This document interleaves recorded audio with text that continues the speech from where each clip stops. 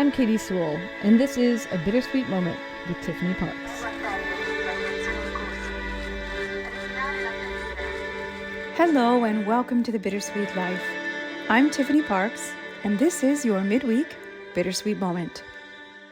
Earlier this month, you probably already heard this on the news, a medieval tower partially collapsed here in Rome. The tower is called the Torre dei Conti, and the partial collapse, was captured on film by a number of different people, which is a phenomenon of our modern times. We never used to have this up to the minute, see it right as it happens type of reporting, but now in our world where we're all carrying video cameras in our pockets, this is our new reality.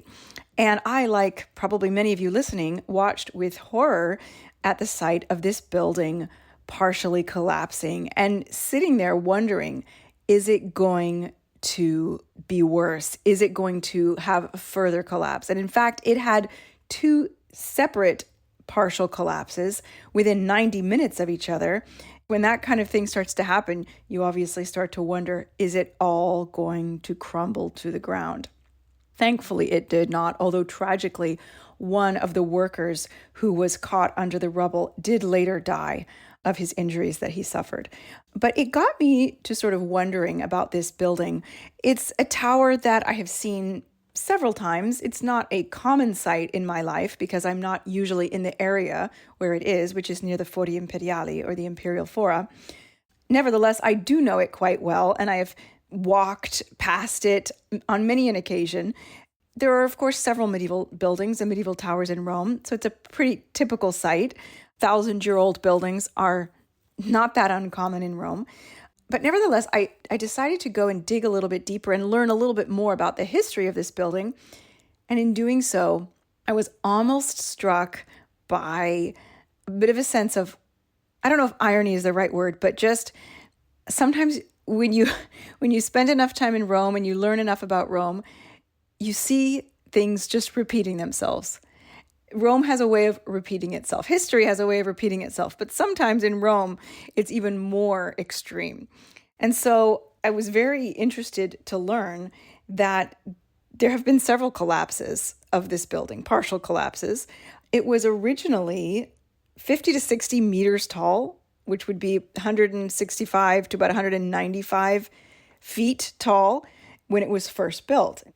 And it was built originally in the mid-9th century, although it was later expanded in 1238. But it was originally, as I said, nearly 200 feet tall. And it was called, in fact, the Torre Maggiore, which literally means the biggest tower in Rome. One of the aspects that makes me chuckle about this is when I learned that it used to be covered in travertine. Now that's very common. Travertine is a beautiful off-white limestone that is used all over the city of Rome. You see it from the Colosseum to St. Peter's Basilica, the Trevi Fountain. It's absolutely everywhere. And a lot of these buildings are built of brick. Whether they're ancient, medieval, or more modern, a lot of the sites in Rome were built of brick and then covered in a veneer of travertine to make them look more attractive. And this was the case with the Torre dei Conti. If you see the Torre dei Conti today, all you see is the brick. The travertine is entirely gone. Well, what made me chuckle was when I learned that the travertine on this tower had been salvaged, had been despoiled from some ancient ruins, some ancient sites in the Forum, in the Imperial Fora, which is right next door. And then that same marble, that I should say travertine, because technically it's not marble, that same travertine was later on in the 16th century stripped off of the Torre dei Conti to be used for the construction of the Porta Pia, which is one of the monumental gates of the city that was designed by Michelangelo. I know a lot of instances of sites having their marble or their travertine stripped off and used to build another site. But I don't know that I'd ever heard about a site in which the travertine had been stripped off twice and moved to a different site 2 different times, from a building in the Fora, probably a temple, to the Torre dei Conti, to eventually the Porta Pia. But I also learned, as I mentioned, that this was not the first time that there was a partial collapse of this building. And in fact, there was a series of earthquakes between 1348 and 1349 that destroyed the upper floors of this tower. So today, the tower only stands 29 meters high, or about 95 feet high. So it's actually only half of the height that it used to be, which is pretty incredible because it's a very, very big building. So pretty impressed at how tall it once was. Now, a lot of people think when they come to Rome, they look at the sites of the city. They look particularly at the Colosseum.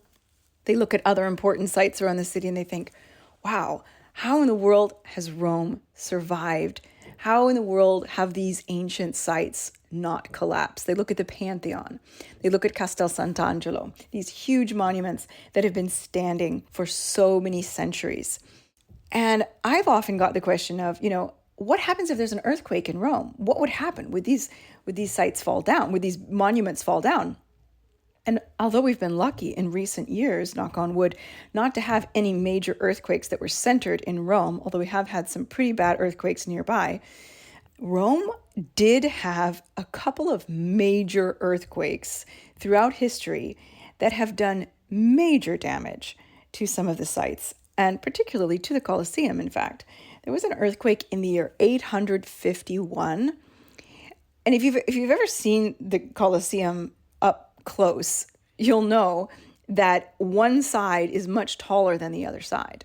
And that's because the entire eastern outer ring collapsed in the earthquake of 851.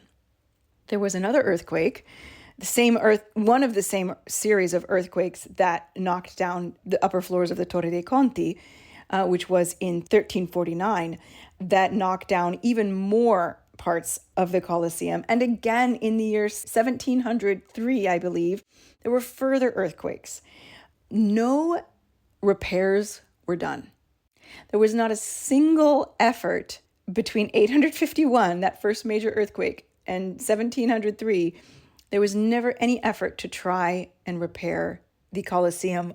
It wasn't until the early 1800s, when archaeology suddenly became the fashion, that Pope Pius VII began a series of restorations, and further popes throughout the 1800s continued with the restorations. But if you can imagine the Colosseum, almost half of the outer wall having fallen down in the 9th century, and more walls having fallen down subsequent to that, all these pieces of travertine and marble and other types of very strong and useful stone just lying around, of course they did not lie around for very long. And pieces of the Colosseum, large chunks of travertine and marble, were used for other purposes. Specifically, the marble that had detached from the Colosseum was used in large part to build Palazzo Barberini, and the majority of the travertine was used to build St. Peter's Square, the columns, particularly the colonnade in St. Peter's Square.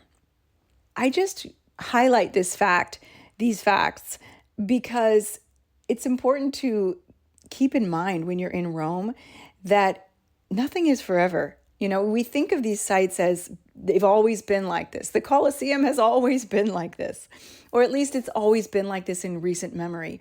But the truth is these sites are constantly suffering damage, whether it's natural damage like an earthquake, or sometimes sites are having their marble stripped off on purpose. Now, let's hope that doesn't happen so much anymore. Or things just seem to collapse for no reason beyond just age. I've witnessed some other terrible collapses in Rome, one of which was the roof of the church of San Giuseppe dei Falegnami, which also happens to be the site of the Mamertine prison. Now, I happened to be very, very close by shortly after it happened. I didn't see it actually collapsing, but I was there, I want to say the same day or a day later. And I just remember looking out and seeing workers working. And I guess I hadn't heard about it on the news, but it was an absolutely shocking and terrible collapse. And I believe that happened in the year 2018. Another major collapse that happened in recent memory was when a major section of the roof of the Domus Aurea collapsed. My mother had recently visited, and I remember thinking to myself, I'm going to go and visit the Domus Aurea. I've never been there. I've got to go visit. And shortly thereafter, it partially collapsed, and nobody could visit for about 10 years. So that's another kind of important thing to keep in mind when you're in Rome, especially if you come often or if you live here and you think, I'm going to visit that place one day. I'm going to go there eventually. As sad as it sounds, there might not be an eventually. All of these places are fleeting. They're all delicate. They're all extremely old. And there's no guarantees that these places will always be there. As sad as that is to say. So carpe diem, seize the moment. If there's a site in Rome or any ancient place in the world that you've always wanted to visit, don't wait too long because you never know when it might collapse. I'm laughing because that sounds so dark. But let's hope it doesn't. I do have to give Italy credit. They are very good at taking care of their monuments. It's no easy task when you have places, so many places, that are the age that Rome's sites can be. And let's not forget, they're building a new metro line right under ancient Rome. It runs straight underneath the Colosseum and the Fori Imperiali. I personally worry, but I suppose the engineers responsible for it and the archaeologists who have no doubt been consulted, they must say it's okay and it's going to be fine. Cross your fingers. But come to Rome sooner or later, see these sites for yourself, and hopefully they'll be around for your children, grandchildren, and great-grandchildren to see as well. Thanks so much for listening. Join us again. Bye.